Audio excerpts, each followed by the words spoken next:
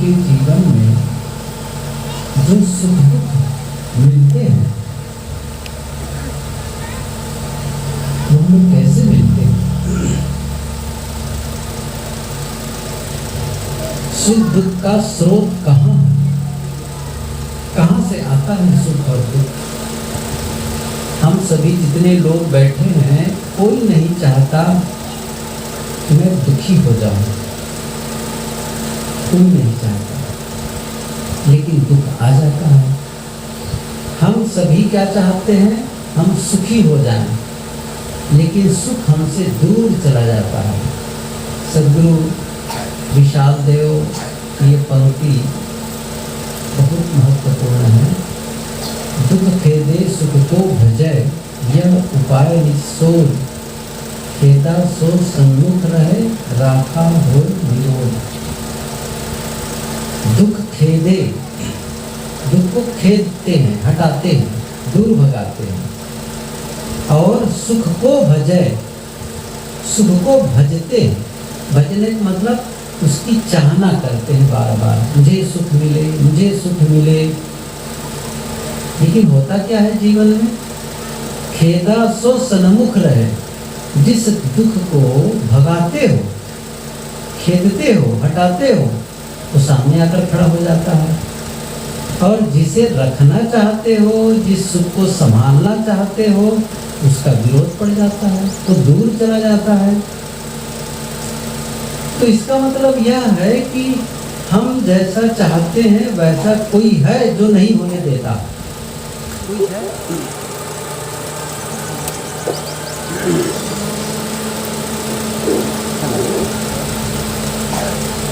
कोई है जो हमारी इच्छा के विपरीत करता है। कोई है। देखिए, एक चीज आप समझ लें अच्छी तरह से। दुनिया में सत्ता केवल दो की है।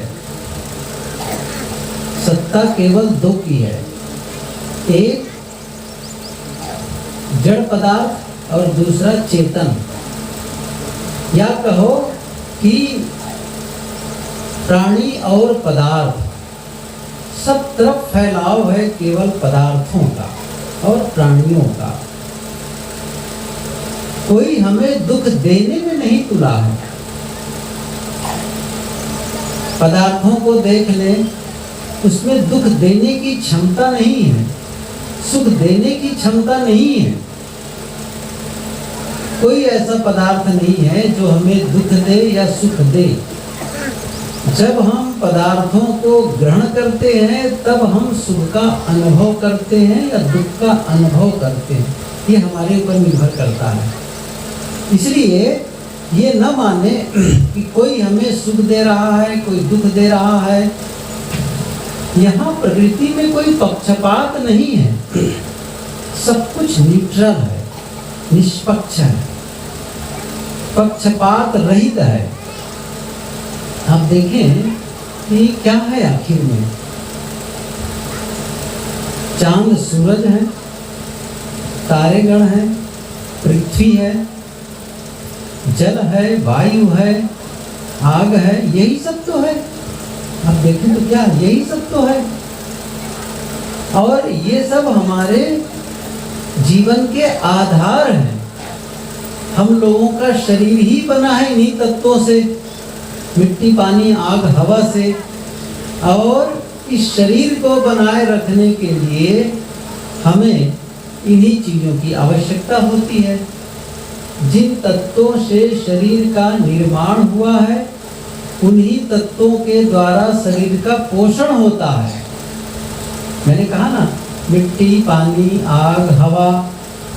तो इसे बनाए रखना है, इसे जीवित रखना है, तो क्या करना होगा? इस शरीर में हवा डालो।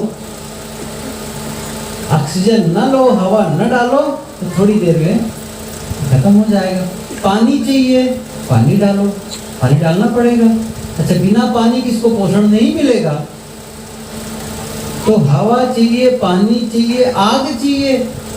यदि शरीर का तापमान कम हो गया, उचित तापमान न हो, आपको थर्मामीटर आपके अंदर डाले, आपके मुंह में, और वहाँ पर आपका टेम्परेचर 98.6 से कम हो जाए, तब क्या कहेंगे?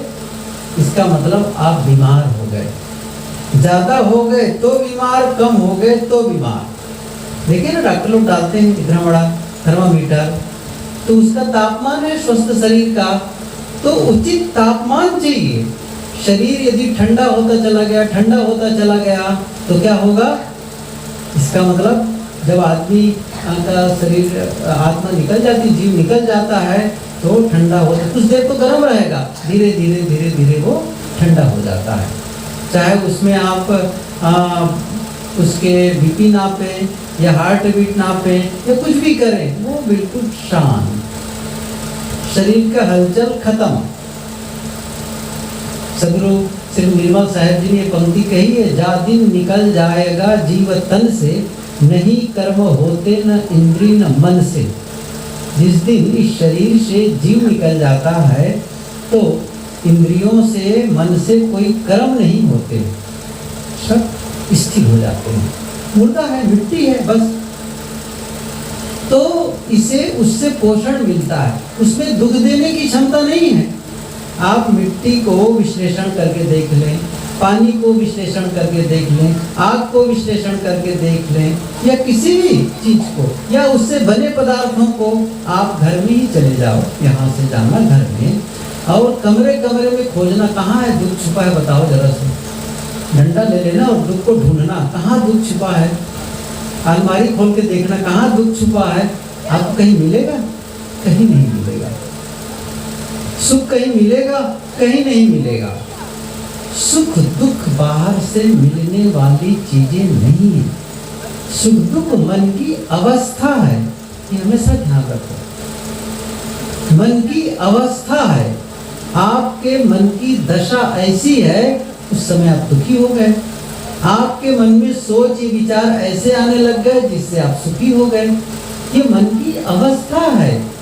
तो बाहर को सुख दुख के लिए दोषी न माने, आप अपने भीतर के विचारों को ही सुख दुख के लिए माने, वही है। इसीलिए ये पंक्ति बहुत प्रसिद्ध है, सुने होंगे, काहू न कोई सुख दुख कर दाता, निज कृत कर्म भोग सुन भ्राता। लक्ष्मण ने निषाद राज से कहा है ये बात, ये पंक्ति, कि कोई सुख दुख देने वाला नहीं है। सुख दुख स्वयं अपने ही कर्मों का फल है, स्वयं अपने ही कर्मों का फल है। ये अब शास्त्र में कहे ही है इस बात को, न शास्त्र हो तो अपना जीवन भी तो प्रमाण है। जीवन भी तो बताता है कि सचमुच हमें सुख दुख कैसे मिलते हैं। कुछ लोग कहते हैं कि भी जैसा कर्म करोगे वैसा फल भगवान देता है। ये पंक्ति भी बहुत प्रसिद्ध है, जैसा कर्म करोगे वैसा फल देगा भगवान। ये है गीता का ज्ञान, सुने होंगे, सही है ना। लेकिन ये थोड़ा सा मैं भिन्न विचार रखता हूँ। जैसा कर्म करोगे वैसा फल तो मिलेगा, लेकिन भगवान को बीच में क्यों ले आया? फल देगा भगवान। अच्छा, उसका और कोई काम धंधा नहीं है, केवल आपके कर्म फल का लेखा जोखा रखा रखे। अच्छा, इतने लोग हैं दुनिया में, इतने जीव हैं, सबके कर्मों का लेखा जोखा वो रखने लग जाए, तो कब वो भोजन करेगा, कब वो बाथरूम जाएगा, कब पानी पिएगा, उनको फुर्सत मिलेगी? और कहते ईश्वर एक है, कैसे होगा? ये संभव ही नहीं है। कोई भी व्यक्ति सोच विचार करके किसी के कर्मों का फल नहीं दे सकता है। ये सिस्टम ऑटोमेटिक है, स्वचालित है। अब पहले के जमाने में ये कहना कि भाई ये बारिश कैसे होती है, तो लोग कह देते भगवान बरसाता है, इंद्र भगवान बरसा दिया। आज के बच्चों को कहोगे तो बिल्कुल बता देंगे नहीं, भगवान नहीं बरसाता है। इसका एक नियम है पानी बरसने के, कैसे कैसे होता है। ताप पानी तो गर्म होता है, आकाश में उसके ऊपर वो भाप बन करके उड़ जाता है, फिर धीरे से वहाँ ठंडकता मिलती, फिर उपयुक्त समय आता है, बरसता है। एक सिस्टम है, कोई व्यक्ति सोच विचार करके नहीं बरसाता है। ऐसे ये कर्म की बात है। कोई सोच विचार करके हमें कर्मों का फल नहीं देता है। अच्छा, इसको आप इस ढंग से समझ लेते हैं। देखो, हम लोग के हाथ है, आपको यदि इसका जांच भी करनी है तो करना, वैसे मत करना, करने जैसा तो नहीं है, लेकिन अपने हाथ को एक पत्थर पर पटकना, जोर से पटक लेना। अच्छा, दर्द होगा तो पटके आप, और दर्द हुआ तो उस दर्द को देने के लिए कोई आया बीच में? कोई आया? कोई नहीं आया। या आग हाथ में चला गया तो जो हाथ में जलन हुई, उस जलन को देने के लिए बीच में कोई आया? नहीं आया ना। बिल्कुल सीधी सी बात है। हमने भोजन, गलत भोजन पेट में डाल दिया, अब पेट में दर्द हो रहा है, तो उस दर्द को देने के लिए कोई दूसरा आया? कितना सरल है इस चीज को समझना, इस चीज को समझना कि जो हम कर्म करते हैं उसका फल हमें मिलता है। अब इस भेद को समझते नहीं है कि जो मैंने किया उसका फल मुझे मिला, मुझे दुख मिला। इसका मतलब दोपहर के सत्र में चर्चा हुई थी कि यदि आप गलत बीज बोएंगे तो फिर जिसका बीज बोएंगे उसकी फसल काटेंगे। यदि आप बबूल का बीज बोएंगे तो आम का फल मिलने वाला नहीं है। कांटे बो करके फूल कैसे पा सकते हैं आप, या फल कैसे पा सकते हैं? किसी के रास्ते में कांटा बिछाओ और आप चाहेंगे कि मेरे रास्ते में फूल बिछे होंगे। किसी को कटु बोलो और ये चाहो कि लोग मुझे प्रेम से बोलेंगे, ये तो नियम ही नहीं है। कैसे हो सकता है ये? आप गलत करके अच्छे की कामना करें, ये कैसे संभव है? आप कई बार तो आप देखेंगे जब अच्छा भी करते करते भी गलत आ जाता है। आप लोग देखे होंगे, आपने क्या कहा, कई बार देखे होंगे, उस आदमी के लिए मैंने हमेशा अच्छा किया और उनको पता नहीं क्या सूझा कि मेरे ही उल्टे विरोध में खड़ा हो गया, मेरा ही नुकसान करने लग गया। ऐसे लोग प्रायः शिकायत करते हैं, मेरा ही नुकसान करने लग गया, तो फिर अच्छे का फल तो अच्छे नहीं मिला। देखिए, एक चीज आप समझे, आप सब कुछ अभी का नहीं होता है, सब कुछ अभी का नहीं होता है, पहले का भी हिसाब होता है, पहले का भी हिसाब होता है। तो पहले का हिसाब मिल रहा है। आप हमेशा समझो, यदि आपने इस समय कोई गलती नहीं की है, फिर भी आपको गलत परिणाम मिल रहा है जीवन में, वह परिणाम मिल रहा है जिससे आप दुखी और परेशान हैं, नुकसान हो रहा है, तो आपको क्या मानना है? ये पुराना हिसाब है, उसका चुकता हो रहा है। क्या मानना है? जो पुराना हिसाब है उसका चुकता हो रहा है। इस समय का परिणाम मिल रहा है, तो फिर जो किया उसका परिणाम तो मुझे मिलना ही चाहिए। हिसाब बराबर हो रहा है, सही है, कोई गलत नहीं है। इसलिए क्या करना है? पुराने हिसाब को भी तो चुकता करना है, उसका भी हिसाब बराबर करना है। अच्छा, मैं इसको एक उदाहरण से बताऊं। आप किसी एक दुकान से सौदा खरीदते हैं, सामान खरीदते हैं, पैसा दे देते हैं, सामान खरीदते हैं, पैसा दे देते हैं, ये बराबर चलता रहा। तो दुकानदार और आपके बीच में एक सुंदर सा टर्म है, एक सुंदर सा व्यवहार है, संबंध बढ़िया है, और आपके प्रति विश्वास, उनके प्रति आपका विश्वास। एक दिन आपने सामान निकलवाया, ये निकाल दो, ये निकाल दो, ये निकाल दो। अब जब टोटल किया गया तो क्या पता चला कि पैसे इतने हैं। मान लो उसने बताया कि भाई इसमें 10,000 रुपये हैं, और आपने अपना पैसा चेक किया तो पता चला अरे इसमें तो 8,000 रुपये मेरे पास है। तो आपने कहा भैया मेरे पास तो 8,000 है, ऐसा करो ये सामान कम कर दो। उसने क्या कहा, चिंता मत करो, मैं बहुत दिनों से आपको जानता हूँ, आपसे अच्छी तरह से करते हैं, आप कभी भी गलत नहीं किए हैं, तो आप ले जाओ, दे देना बाद में। आपने क्या किया, पैसा बाद में दे देना। आपको भी अच्छा लगा, ठीक है पैसा दे दूंगा। अब क्या हुआ, आप आए, अब बहुत दिन के बाद फिर गए। जब फिर गए तो क्या हुआ, फिर सामान लिए, फिर पैसा दे दिए, फिर सामान लिए, जितना लेते थे पैसा देते गए, जितना लेते थे पैसा देते गए। लंबा समय बीत गया और आपको ख्याल भी भूल गया कि 2,000 का बकाया है। बहुत दिनों के बाद वो सोचता था दुकानदार, अब इनको पैसा मांग करके संकोच में डालना ठीक नहीं है, क्योंकि वो होने पर दे ही देगा। ऐसा होता है प्रायः। एक व्यवहार की मधुरता बनाए रखने के लिए थोड़ा इस प्रकार से मुलहजा, एक थोड़ा सा संकोच का भाव जगता है। उसने क्या किया, कि नहीं मांगा। बहुत दिन जब बीत गए तब एक बार उसने कहा भैया, सामान लिया, तब उसने कहा कि पैसा देने लगा, भैया मेरा वो 2000 पुराना बकाया है। उसने कहा मैंने कभी नहीं बकाया किया है, रोज लाया और दिया। भूल ही गए, सही में भूल ही गए, लेकिन वो पुराना हिसाब तो रखा है, उसको देना पड़ेगा। अब आप कोई पैसा मांगे, दुकानदार कहते हैं देखो मेरे साथ तो कैसा न्याय कर रहा है, धोखाधड़ी कर रहा है। नहीं भाई, आप भूल गए हैं करके, या इस जन्म का हो सकता है या पहले का भी हो सकता है जो आपको पता नहीं है। इसलिए हमें क्या मानना है, जो मेरे साथ हो रहा है ये क्या है, मेरा भाग्य है, मुझे मिला है। कभी न कभी इसको मैंने किया है, उसका परिणाम आ रहा है। लेकिन आप जब किसी ने कोई आपके साथ गलत व्यवहार किया और उसके बदले में फिर से आपने गलत किया, तो एक नया शुरू हो गया, नया खाता शुरू हो गया। यही देखिए, ये बातें कहना तो बहुत सरल है, इसीलिए कहते हैं ना, जीवन में बदलाव लाना या साधना के पथ पर चलना, ये क्या है, छुरे की धार, चुरस्य धारा, ये उपनिषद में चर्चा है। और कल ही मैंने कहा था सूली ऊपर यार, ये कठिन है। कई बार समझते समझते भी हमारा मन कहीं न कहीं पक्ष में पड़ जाता है अपना। ये ध्यान रखिए इस चीज को, ये मानना कि सचमुच मेरे ही कर्मों का फल है, मुझे सावधानी पूर्वक उसका प्रत्युत्तर देना, ये बड़ा कठिन होता है। क्यों? ऐसा हमने जीवन में अभ्यास नहीं किया है, ऐसा हमने प्रशिक्षण नहीं पाया है कभी।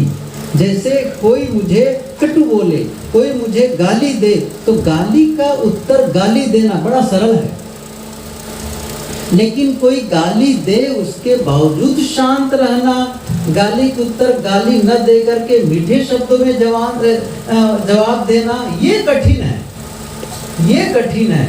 लेकिन जब आप कोई कठिन काम करेंगे तभी आपके अनुसार परिणाम मिलेगा।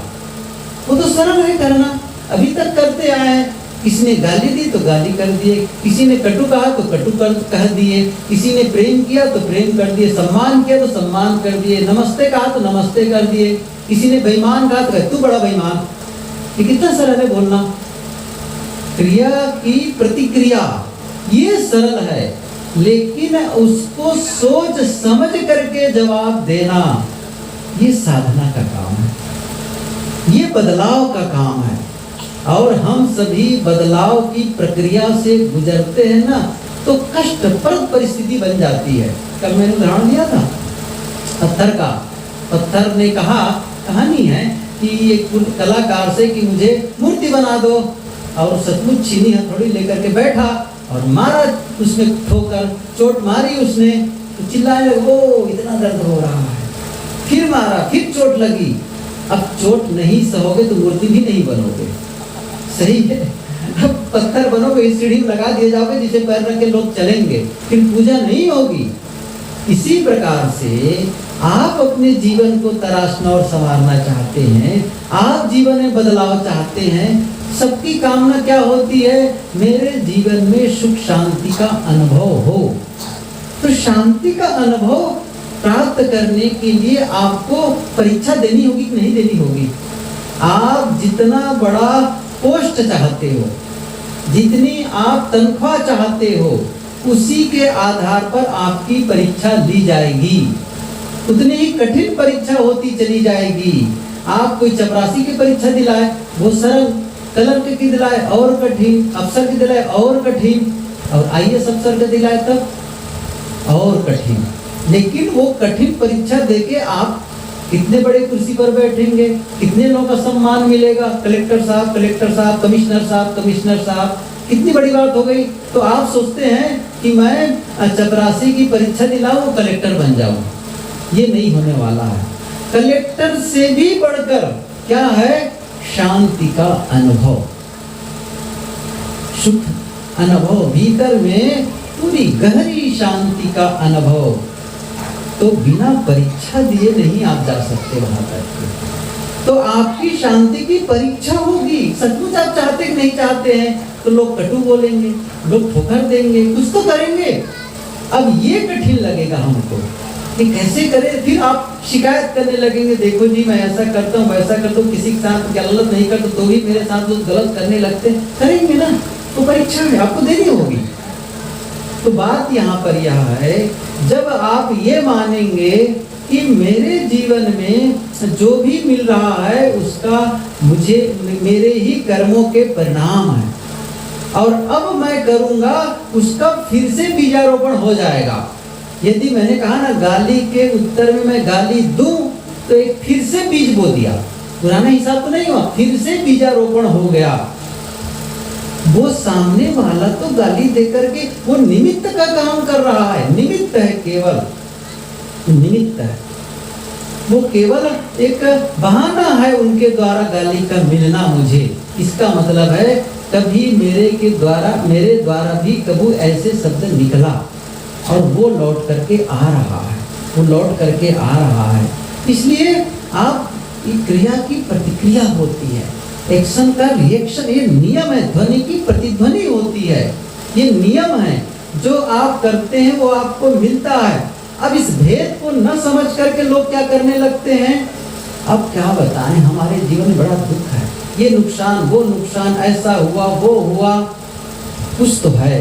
तब तंत्र मंत्र में चले जाते हैं, टोना टोटका में चले जाते हैं, भ्रम अंधविश्वास में चले जाते हैं, उस तंत्र तांत्रिक बाबा के पास चले गए, उस ज्योतिषी के पास चले गए, बाबा मेरा ज्योतिष देख दो, मेरा हाथ देख दो। ये और भटकने वाला रास्ता पकड़ लिया। जैसे ही आप अपने जीवन का अनुसंधान करना छोड़ करके, अपने आत्म विश्लेषण करना छोड़ करके जैसे ही बाहर भटके, वो लोग तो दुकान खोल के बैठे ही हैं, वे लोग तो बैठे ही हैं लोगों को भटकाने के लिए, गुमराह करने के लिए। यदि वे लोग आपको धनी बना देते या आपका समस्या से दूर कर देते, तो वो फिर इतना सब करके खुद ही बड़ा धनी हो जाते, खुद ही सब कुछ कर लेते, भविष्यवक्ता होते तो अपने ही भविष्य के बारे में। गुरुदेव जी जो कहानी किया कहा करते थे कि एक भविष्यवक्ता एक राज्य में घूम रहा था, मैं भविष्यवक्ता हूँ और लोगों का भविष्य बताता हूँ। तो मंत्री ने राजा से कहा कि राजा साहब एक प्रसिद्ध भविष्यवक्ता हैं, आप उनसे अपना भविष्य जान लें। राजा थोड़ा सा बहुत जानकार और ज्ञानी प्रकृति के थे। उसने कहा ठीक है, बुला लो कहते हो तो या फिर उनसे कहा कि ऐसा करो, कल बुला लेना। और ज्योतिषी को सूचना दी गई, वो भविष्यवक्ता को सूचना दी गई, कल राजा साहब के यहाँ आना और उनके भविष्य बताना। तो जो भविष्यवक्ता था वो तो बड़ा आनंदित हुआ, राजा को भविष्य बताऊंगा तो कितना धन मुझे मिलेगा, ये होगा वो होगा। वो जो शेख चिल्ली की कहानी है ना, वैसे उसके मन में ये पनपने लगा। अगले दिन जब सुबह के समय में, निर्धारित समय पर वो भविष्यवक्ता वहाँ पहुँचा, तो राजा पहले ही 2 सिपाहियों को तैनात कर रखा था। वेद से अब कहा कि इसको पीटो पहले, तो 2 सिपाही वेद से उसको पीटने लगे। वो कराने लगा, चिल्लाने लगा, कुछ पिटाई हो गई, परेशान हो गया। राजा ने कहा रुक जाओ ना मारो। अब पूछा उसने, अच्छा बताओ तुम्हारी क्या खूबी है? कहा हुजूर मैं भविष्यवक्ता हूँ। राजा ने डांटते हुए कहा मूर्ख, जब तुम आए राजा के यहाँ तुम अपना भविष्य नहीं जानते थे कि राजा के यहाँ जाऊंगा तो पीटा जाऊंगा और मेरा भविष्य बताने आया है? उसको जान लेना जी, राजा के यहाँ जाओ पीटा जाऊंगा, मुझे पैसे मिलने वाले नहीं है। तो ये जो भविष्य वक्ता के पास जाकर के, आजकल पहले मैं छोटा सा जानता हूँ भटरी आते थे, यहाँ कोई भटरी नहीं बैठे होंगे इसलिए कहना सरल है, सही है ना। बाहर वो अपना वो झाला बना टेंट लगा करके रहा करते थे और सुबह सुबह आते थे। वो मुझे याद है, सुबह सुबह आते थे और गाते थे, ऐसा वो लेकर बजा करके वो बड़ा बताते थे, ऐसा है वैसा है, पता नहीं कहाँ से जाने रहते, रास्ता से पूछे रहते थे, बताते रहते थे, उनसे भविष्य देख लो, उनसे कर लो।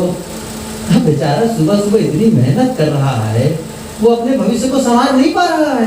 आपके भविष्य कैसे ठीक कर देगा वो, कहाँ से कर देगा? फिर ये पूजा कर लो, ये पाठ कर लो, ये मंत्र जप लो, ये कर लो, टोना टोटका, इसी प्रकार से और भी बहुत सी बातें। ये सारे अंधविश्वास, और आजकल तो प्रचलन है वो अंगूठी पहनने का, नथ पहनने का, ये करने का, ग्रह टेढ़ा वो टेढ़ा। कबीर के विचार जब समझने लग जाएंगे, इस सारे भ्रम और अंधविश्वास से अलग हो जाएंगे। ये सच है। अच्छा, मैं इसलिए नहीं कह रहा हूं कि मैं कबीर पंथी हूं, इसलिए कह रहा हूं आप थोड़ा भी साइंटिफिक विचार करने लग जाएंगे, थोड़ी भी समझदारी रखेंगे तो आपको पता चल जाएगा। और भी संत जो दूसरे मत पंथ के हैं, जो सचमुच इस प्रकार ज्ञानी पुरुष हैं, इन बातों पर विश्वास नहीं करते। मैंने तो कईयों को पढ़ा है, उनकी मान्यता जो भी हो, भले वो ईश्वर ब्रह्म के बारे में उनकी मान्यता अलग हो, लेकिन इन सब बातों के बारे में अंधविश्वास से बहुत लोग दूर रहते हैं। बहुत लोग दूर रहते, भटकाते नहीं। कुछ लोग तो है भटकाने वाले, ये सच है, कुछ लोग तो है भटकाने वाले, लेकिन बहुत से ऐसे लोग हैं जो भटकाने वाले नहीं है, सच्ची बात बताते हैं। बहुत से लोग हैं, आपको जब आप उसमें गहराई में जाएंगे, उनके विचारों को समझेंगे तो पता चलेगा, तो पता चलेगा। बिल्कुल आपके जीवन की बात बताते हैं, जीवन में सदाचार नैतिकता की बात बताते हैं, जीवन उत्थान की बात बताते हैं, मन वाणी कर्मों की पवित्रता बताते हैं, पारिवारिक प्रेम के बारे में बताते हैं, सुंदर स्वास्थ्य के बारे में बताते हैं, लेकिन अंधविश्वास और भ्रम से अलग करते हैं। इस प्रकार से ये अंगूठी पहनो, ये करो, नख पहनो, दुआ भभूत मंत्र तंत्र सबसे अलग करते हैं। तो कबीर ने भी इसको साफ किया ही है। प्रसंग यहाँ से शुरू हुआ था, जीवन में दुख आते हैं, दुख के निवारण के लिए आपको बाहर भटकना नहीं है, बाहर ढूंढना नहीं उसका समाधान, उसका समाधान आपका ही जीवन है। आप ही ढूंढिए, कुछ तो है मेरे जीवन में, कुछ तो है संबंधों में, परिवार में कलह है, संघर्ष है। अब इसके लिए आप मंत्र तंत्र करवाने लग गए, दुआ भभूत करवाने लग गए। आजकल देखें जो क्या होता है, लड़कियां जो होती, लड़की या लड़के, एक और नया प्रचलन चल पड़ा है काला धागा पहनने का, पैर में भी धागा, हाथ में भी धागा। अभी हम लोग आ रहे थे ट्रेन से दिल्ली से, और रायपुर उतरना था, तो हम लोग के बर्थ के सामने मुसलमान परिवार पूरा, लड़की थी, लड़का भी था, और बहुत सी महिलाएं थी, कई लोग थे, एक बुढ़िया थी, और सब लोग तो लड़की को देखे कि वो पैर में भी धागा काला, हाथ में भी। तो मेरे साथी महेश ने कहा कि हिंदू और मुसलमान नहीं लगता काला धागा पहनने में, सभी लोग पहनते हैं, क्या होगा काला धागा पहनने से, बताएं। अरे यहाँ तक के भ्रम है लोगों में, जब मकान बनवाते हैं तो मकान में टोना ना लग जाए, ऐसा सोच करके काली हंडी टांग देते हैं, देखे होंगे काली हंडी। और काली हंडी के टांगने से मकान में टूटता नहीं, लेकिन उसको नुकसान नहीं होगा। तो एक काम करिए, मैं उपाय बता देता हूँ, जब आप बाइक से या स्कूटर से जाएं तो आप काली हंडी सिर पर रख लेना, कभी एक्सीडेंट नहीं होगा, कभी एक्सीडेंट नहीं होगा, सही है ना। अब हो भी जाएगा तो कभी सिर पे चोट नहीं लगेगी, इतनी सी समझ नहीं है। और कई लोग तो टायर को टांग देते हैं, स्कूटर का टायर, मोटरसाइकिल का टायर। अब कल से क्या करना है, जब भी आप बाहर निकलो घर से तो टायर को गले में लगा लेना। कुछ तो समझो, शिक्षा जितनी बड़ी है अंधविश्वास उतना ही बढ़ता चला गया है। क्यों झूठ पे जीते हैं। एक नियम, जैसा कर्म करोगे उसका फल आपको मिलेगा, बस ये समझ लो, ये समझ लो। इसलिए मुझे पवित्र कर्म करना है, सही कर्म करना है, और मैं इसको बताया भी था। अब कर्म केवल आप हाथ से करते हो इतना ही नहीं है, मुंह से बोलते हो इतना ही नहीं है, जो आप सोचते हो ना, ये कर्मों की शुरुआत है। गोस्वामी तुलसीदास जी की पंक्ति मैं कहूँ, कबीर ने तो खूब कहा है, लेकिन चूंकि आप थोड़ा गोस्वामी जी से कुछ बातें जुड़ी हुई है आप लोगों से, इसलिए उन्हीं की बातें कहूँ। उन्होंने बहुत अच्छी बात कही है, तुलसी सत्सई ने कहा है कि तुलसी यह तन खेत है, मन वच कर्म किसान, पाप पुण्य दो बीज है, बोए सो लुए निदान। बिल्कुल सरल भाषा में क्या कह रहे हैं, खेत, खेत तो सभी लोग जानते हैं, खेती करने वाले हैं सब लोग। ये तन क्या है, खेत है। तुलसी यह तन क्षेत्र है, शुद्ध तो क्षेत्र है, क्षेत्र से ही खेत बना है। तो तुलसी यह तन खेत है, ये खेत है, ये तन सबका तन। अच्छा, किसान कौन कौन से हैं, 3 किसान हैं, मन वचन कर्म, अर्थात मन से सोचना, वाणी से बोलना, इंद्रियों से काम करना, ये किसानी करना है। बीज कौन सा है? पाप पुण्य, दो बीज है। बोए सो लुए निदान, पाप का बीज बोओगे पाप की फसल मिलेगी, पुण्य का बीज बोओगे तो पुण्य की फसल मिलेगी। कैसे? यदि मन में गलत विचार आते हैं, वाणी से गलत शब्द बोलते हैं, इंद्रियों से गलत व्यवहार करते हैं, तो ये पाप का बीज है, ये लौट करके आएगा। इसका उल्टा भी सच है। यदि मन से अच्छे विचार सोचते हो, वाणी में सही शब्द बोलते, सही शब्दों का प्रयोग करते हो, इंद्रियों से सही काम करते हो, ये क्या है? पुण्य है, अच्छे काम है। तो क्या करना है? बीज किसका बोना है? बीज बोना है पुण्य का। देखो एक चीज समझो, वही बो जो फसल आपको पसंद हो, उसी का बीज बो जिसकी फसल पसंद हो, जो अन्न आप चाहते हैं। धरती में सभी प्रकार की फसल देने की क्षमता है, ये आप समझ लें। धरती में सभी प्रकार की फसल देने की क्षमता है। आपको क्या चाहिए वो आप निर्णय कर लो और उसी के अनुसार बीज बो दो, ये नियम है। ऐसे ही आपका जीवन आपको वही देता है जो जीवन में डालते हो। जीवन आपको वही देता है, वही लौटाता है जो जीवन के अंदर डालते हो। क्या देते हो जीवन में? कौन से जीवन में क्या बोते हो? ये बहुत पुराना सूत्र मैं कहा करता हूँ। दूसरों के जीवन में जो आप बोते हैं उसे आप अपने जीवन में काटते हैं। दूसरों के जीवन में जो बोते हैं, अर्थात आपके आसपास जो लोग हैं, चाहे वो पत्नी के रूप में हो, पति के रूप में हो, भाई के रूप में हो, पिता के रूप में हो, पुत्र के रूप में हो, सास और बहू के रूप में हो, पड़ोसी के रूप में हो, ग्राहक के रूप में हो, मित्रों के रूप में हो, जिस भी रूप में मिले लोग, उसके जीवन में क्या हो रहे हो ये देख लो। यदि उसके साथ में क्रोधपूर्ण कार्य कर रहे हो, क्रोध के शब्द बोल रहे हो, उनके साथ क्रोध कर रहे हो, तो आपको लौटेगा, वो लौटेगा। इसका उल्टा भी सच है, प्रेम बोगे तो प्रेम भी लौटेगा, सहयोग करोगे तो सहयोग भी लौटेगा, क्षमा करोगे तो क्षमा भी लौटेगी। ये नियम है। लेकिन हम क्या करते हैं? हम क्षमा करते नहीं है, क्षमा चाहते हैं, प्रेम करते नहीं, प्रेम चाहते हैं। हम करेंगे द्वेष और नफरत, घृणा और कटु शब्द निकालेंगे, गलत काम करेंगे और अच्छा चाहेंगे। ये कभी नहीं हो सकता है, कभी नहीं हो सकता है। इसलिए आवश्यकता है, मैं सुबह के सत्र में भी कहा था, अंतस परिवर्तन, कल भी कहा था और मैं हमेशा कहूंगा इस चीज को, इसको हमेशा कहने जैसी बात है ये, कि अंतस में जब तक बदलाव नहीं लाओगे। क्यों मैं कह रहा हूं इसको बार बार? इसलिए कहता हूं, वाणी से जो शब्द निकलते हैं वो अंतस से निकलते हैं, इंद्रियों से जो कर्म होते हैं वो अंतस से निकलते हैं। जैसे आप देखो क्या होता है, मैं बता रहा हूं सरल ढंग से। ये हाथ है, सबके पास हाथ है। इन हाथों से क्या करना है, क्या नहीं करना है, ये निर्णय कहां से होता है? जैसे इन सबके पास हाथ है, तो हाथ के दो प्रकार के कर्म हो सकते हैं और दोनों के अलग अलग परिणाम मिलेंगे। किसी के सामने जाकर के इन हाथों से मैं हाथ जोड़ सकता हूँ, प्रणाम और अभिवादन कर सकता हूँ।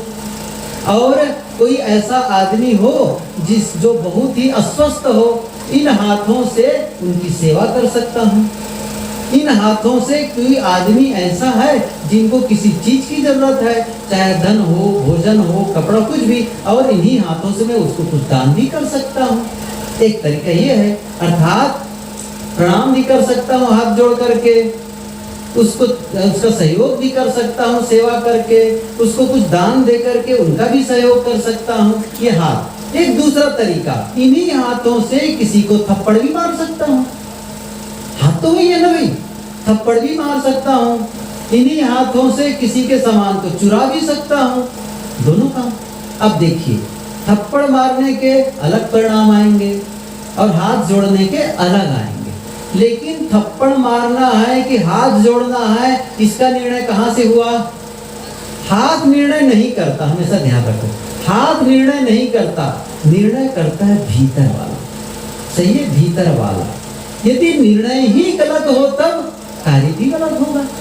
तो वही ठीक करो ना भीतर में ठीक करो उस चीज को। इसी प्रकार वाणी में बोलना है। किसी आदमी से मैं कहता हूं आप बहुत मूर्ख हो, महामूर्ख आदमी हो, एक तरीका। लेकिन फिर मैं कह रहा हूं नहीं, दूसरी जगह क्या कह रहा हूं, यदि दूसरे ढंग से कहना हो तो क्या कहूं, आप भले इंसान हैं। देख रहे दोनों शब्द क्या हो, मुंह से निकले ना। लेकिन जो किसी को भला इंसान कहना, किसी को मूर्ख कहना, ये भीतर से आवाज निकली है और दोनों के परिणाम अलग अलग होंगे। एक और विशेष बात बताना चाहता हूं, इस भेद को आप और समझ ले। किसी को मैं मूर्ख कहता हूं तब मुझे कितना समय लगता है कहने में, कितनी शक्ति खर्च होती है कहने में। आप देखें, जितना समय आप किसी को आप गलत शब्द कहते हैं, कटु शब्द कहते हैं, किसी को गाली देते हैं, उतने ही समय और शक्ति में किसी को मीठा भी कह सकते हैं। जैसे मैंने भी कहा आप महामूर्ख हो, कितना समय लगा। फिर मैं कहता हूँ आप भले इंसान हो, उतना ही समय, उतनी ही शक्ति में रिजल्ट बदल गया, नहीं बदल गया। मैं ये कहना चाहता हूँ आप अपना समय लगाते हैं, आप अपनी शक्ति लगाते हैं कहाँ, गलत दिशा में, और गलत दिशा में शक्ति लगा करके आपका परिणाम, जीवन का परिणाम होता है गलत आने लगता है। देखिए, जो आदमी चोरी करता है, हिंसा करता है गलत दिशा में, यदि वो अपने समय और शक्ति को, अपनी मन की स्थिति को वो सही दिशा की ओर प्लानिंग करे तो उसके जीवन की दिशा बदल जाएगी, दशा बदल जाएगी। दिशा बदलती तो दशा भी बदल जाती है। एक कहानी में मुझे याद आती है, एक आदमी था, वो चोरी करता था। कहना जी वो चोर था पूरी तरह, उनका व्यवसाय ही चोरी का था और कोई काम नहीं, चोरी ही किया करता था। लेकिन अच्छा काम क्या करता था, अपने बेटे को पढ़ाता था, बेटे को एजुकेटेड किया, वो पढ़ाया बढ़िया से, और बच्चा पढ़ लिख करके, और होशियार भी था बेटा उनका, पढ़ने में होशियार भी था, पढ़ता गया और पढ़ाता चला गया। अब जब पढ़ के उसका पढ़ाई पूरी हुई तो कंपटीशन की तैयारी किया, वो परीक्षा बहुत सारी परीक्षा दिलाया। ऐसा संजोग उसको नौकरी नहीं मिली। कई परीक्षा दिलाने के बाद एक दिन वो लड़का बहुत उदास और खिन्न बैठा था। पिता ने कहा कि बेटा तुम क्यों उदास हो, न मिली नौकरी, न मिली, चिंता क्यों करते हो, चलो मेरे साथ में, मेरा सहयोग करना। मतलब मैं चोरी करता हूँ, मेरे साथ चोरी करने चलो। लड़के तो हताश हो ही चुका था, क्या करूं मैं, और नौकरी के लिए मैंने बहुत मेहनत की, कोई नौकरी मिली नहीं, कहाँ नौकरी करूं, कैसे करूं। तो सही है, पिताजी के साथ मुझे चलना चाहिए, उन्हीं का काम में हाथ बटाना चाहिए। फिर ठीक है पिताजी, आप सही कहते हैं। अच्छा, मर जाना तो बेकार है, जिंदा रहना ही ठीक है, तो आपके ही साथ मैं करूंगा, ये पर हम आपके साथ रहूंगा तो आपको सहयोग मिलेगा। अब कम लाते थे, ज्यादा लाएंगे। ठीक है, तो आज रात में तैयार रहना। ठीक है पिताजी, तैयार रहते हैं। रात हो गई, निकले दोनों, गए एक जगह।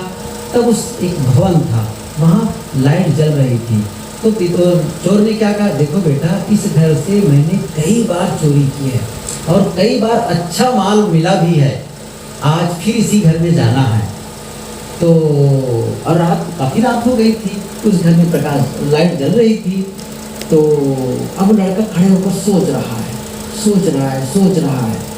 पिता ने कहा, सोचते क्या हो, चलो।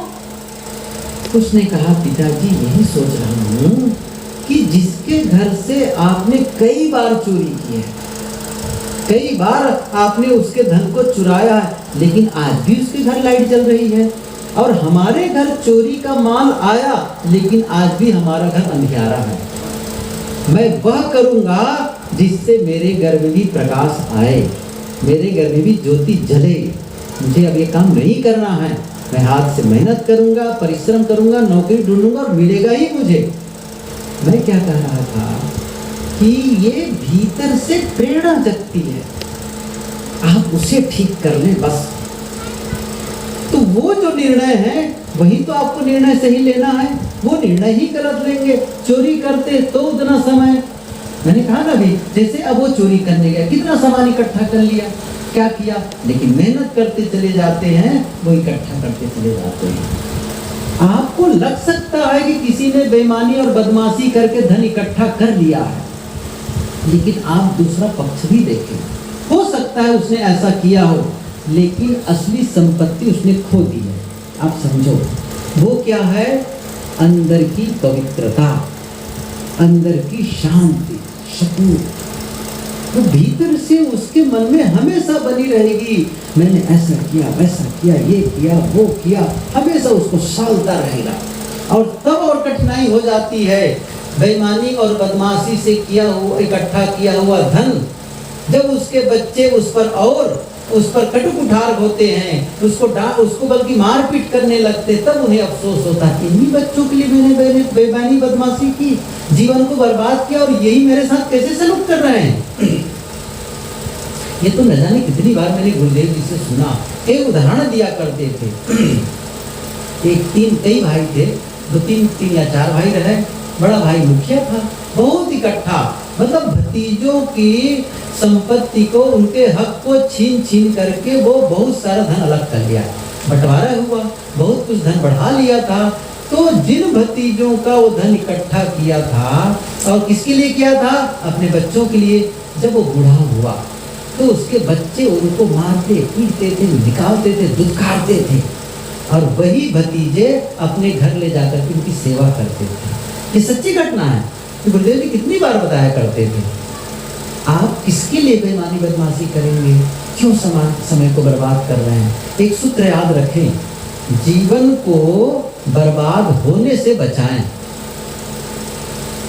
जीवन बहुत मूल्यवान है, सुख और शांति के अनुभव के लिए है, दुखी होने के लिए नहीं है, बेईमानी बदमाशी करने के लिए नहीं है। तो भी जीवन चलेगा। क्या जरूरत है बड़ा भवन बनाने से? छोटा भवन बन जाए। क्या जरूरत है बड़ी कार खरीदने की? छोटी कार खरीद लो, सामान्य गाड़ी खरीद लो, काम चलेगा, लेकिन अंदर में सुकून महसूस होगा। मैंने जीवन में बेईमानी नहीं की, मैंने जीवन में कोई गलत काम नहीं किया, ये संतुष्टि तो रहेगी भीतर में। और आत्म संतोष से बढ़ करके कोई धन है? आत्म संतोष है। और जिसका मन जल रहा है वो भवन सुख नहीं देगा, कर्म को सुधारना है। कर्म को सुधारने के लिए आप जो पूजा पाठ टोना टोटका 1000 करते जाओ, उससे छुटकारा मिलने वाला नहीं है। वो आपको मिलेगा। एक कहानी कहूँ, और समय भी पूरा हो गया है, बहुत पुरानी, कई बार कहा हूँ, इस कहानी को फिर दोहरा दूँ।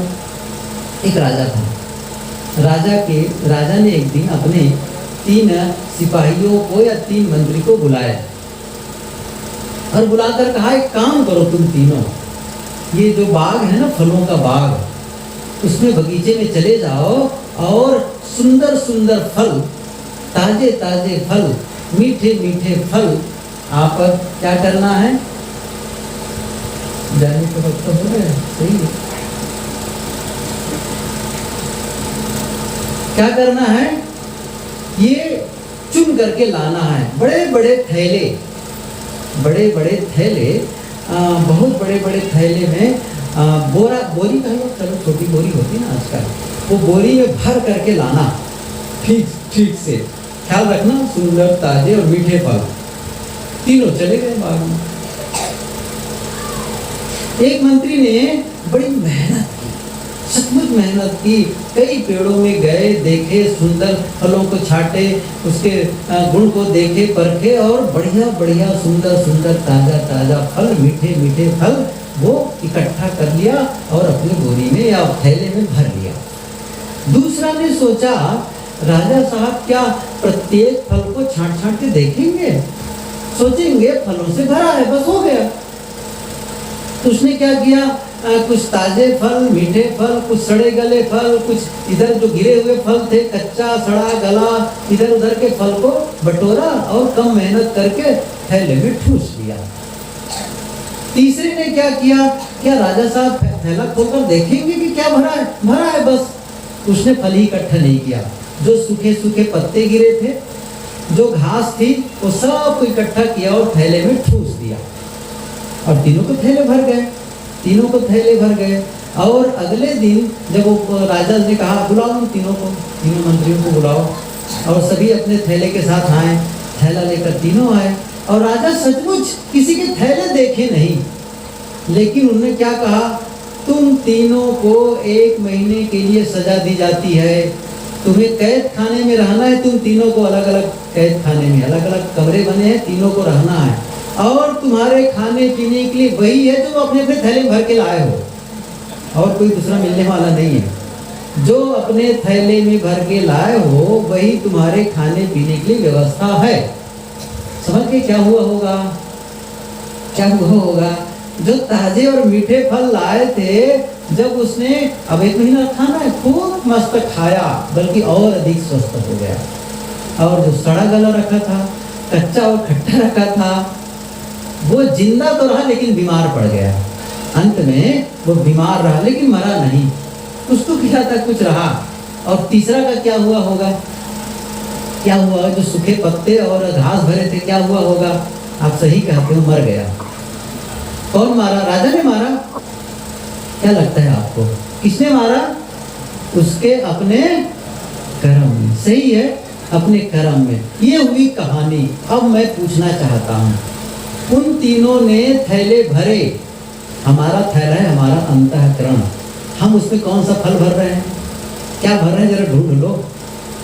मीठे और ताजे फल भर रहे हैं, या खट्टे और कचड़े वाला वो सड़ा गला फल भर रहे हैं, या फिर वही घास और पत्ते भर रहे हैं, क्या भर रहे हैं, जरा देख लो, टटोल लो, अवसर है। यदि कहीं धोखे से भी भर लिए होगे कच्चे फल या सड़े गले फल या फिर सूखे पत्ते और घास, तो उसे निकाल करके ताजा फल अर्थात पवित्र कर्मों की पूंजी इकट्ठी कर लो, सही कर्मों की।